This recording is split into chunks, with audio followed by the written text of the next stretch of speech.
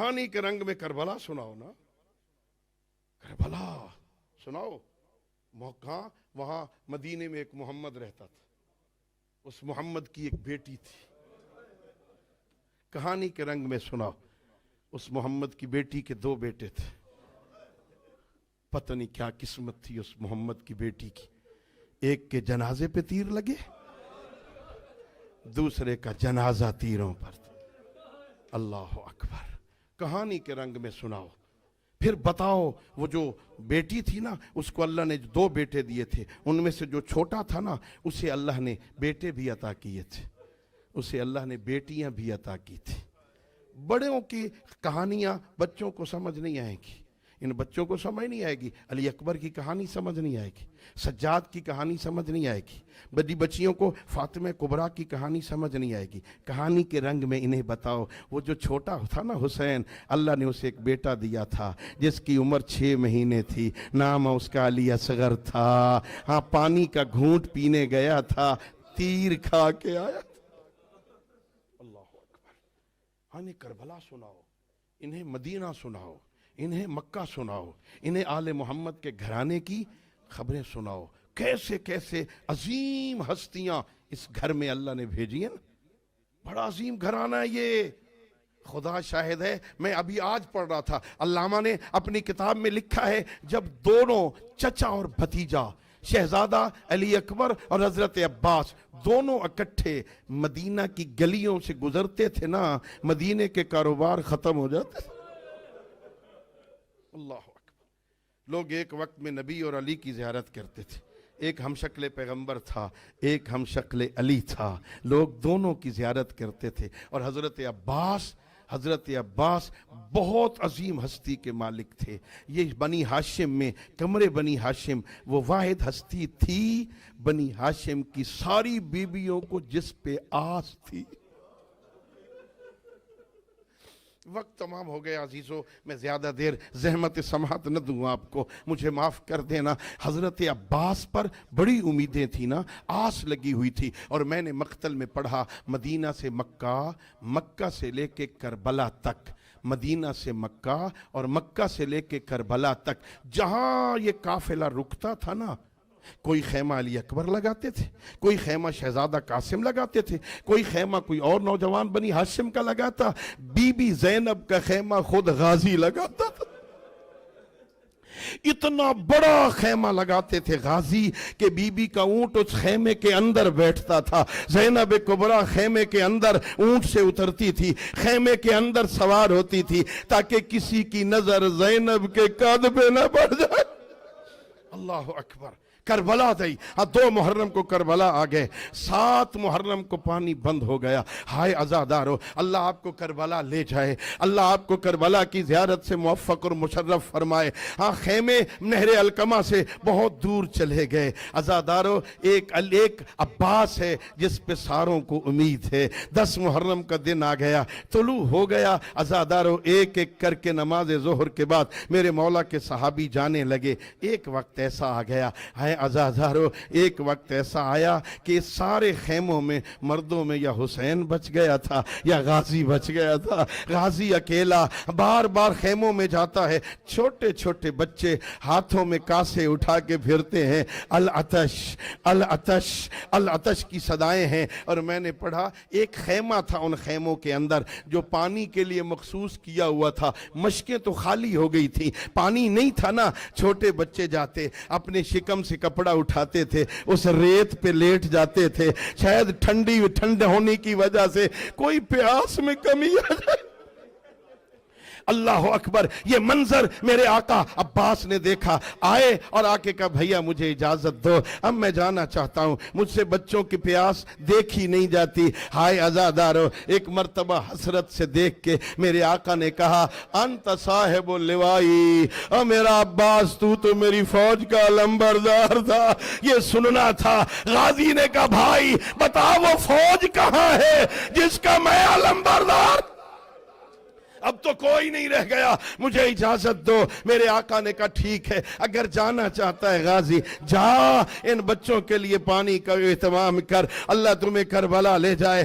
خیام سے چلے حضرت غازی، ہاں نہر القمہ کی طرف، نہر فرات کی طرف آئے۔ ایک مرتبہ 4000 افراد وہاں پہرے پہ کھڑے تھے، مولا آئے، انہوں نے حملہ کیا، 4000 سے نہر خالی کروائی۔ میرے آقا نے مشکیزہ بھرا اور ایک چلو پانی لیا ہاتھ میں اور نجف کی طرف رخ کیا، نجف کی طرف رخ کر کے کہا یا ابتا، او میرے بابا، آگے 21 رمضان کی آپ کی وصیت مجھے یاد ہے، اور جب میرے مولا نے 21 رمضان کو وصیت کی، یا بنی العباس ایاک وان تشرب الماء اخوک واطفالہ واتشانا، عباس عاشور والے دن اس وقت تک پانی نہ پینا جب تک سکینہ پہ آسی رہے۔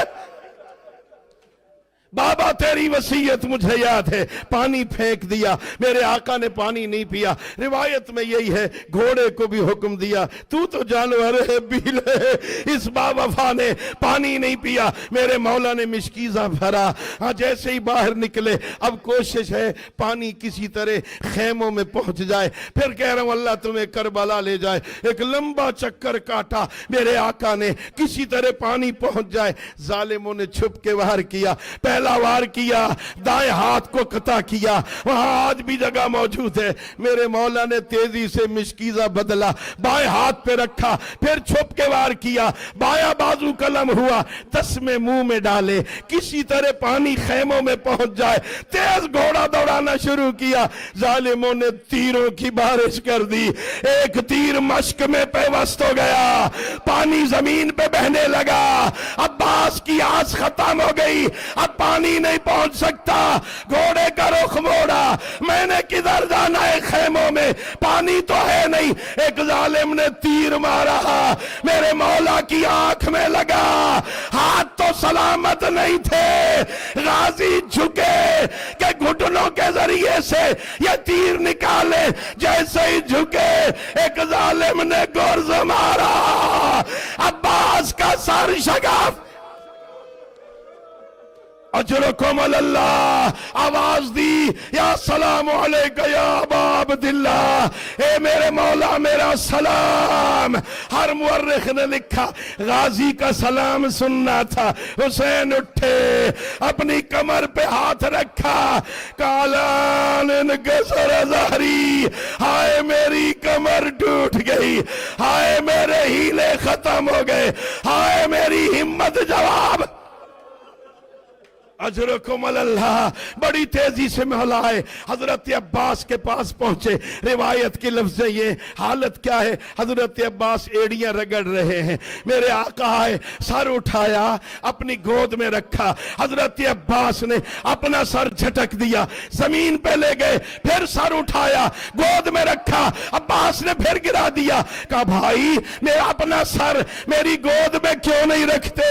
کہا میرے مولا اب میں گرا ہوں، آپ میرا سر اٹھا رہے، تھوڑی دیر بعد آپ زین سے اتریں گے، تیرا سر اٹھانے والا۔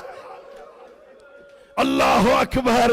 آقا میرے بھائی رکھ لے سر، آقا کوئی آخری حسرت ہو، کہ میرے بھائی ایک ہے، ایک آنکھ میں تیر لگا ہے، ایک آنکھ میں ریت اور خون ہے، ذرا آنکھ صاف کر میں دیکھ لوں جن کے بھائی مارے جائیں وہ غریب کیسے ہوتے ہیں، مجھے اپنی زیارت کروا۔ عزادارو آنکھ صاف کی، حضرت عباس نے زیارت کی اور ایک جملہ کہا، بعض مقامات لکھا مورخین نے کہ بھائی میری لاش خیمے میں نہ لے جانا، اکبر کی لاش لے گئے ہو، میں اکبر نہیں ہوں، میری لاش نہ لے جانا۔ کیوں نہ لے جاؤ؟ کہ استحی من ابنتک سکینہ، مجھے سکینہ سے شرم آتا ہے، پانی لینے آیا تھا، پانی نہ لے جا سکا، میری لاش نہ لے جانا۔ ایک مرتبہ روح نے پرواز کیا، میرے مولا نے ایک جملہ کہا، اے غازی آج تک جو تیرے ڈر کی وجہ سے نہیں سوتے تھے، آج کے بعد وہ چین سے سوئیں گے، اور تیرے پہرے میں سونے والی زینب اب کہاں سوئے؟ اب کہاں سوئے گی؟ پھر مولا نے خالی علم اٹھایا اور چلے خیموں کی طرف۔ عزادارو، یہاں مقتل والوں نے لکھا بی بی زینب نے ساری بیویوں کو جمع کیا ہوا، ایک بات کہہ رہی ہے، بیویوں اب تک میں تمہارے پردے کی ضامن تھی، میرا محافظ مارا گیا، اب تم جانو تمہارا پردہ ماتم حسین، یا حسین یا عباس۔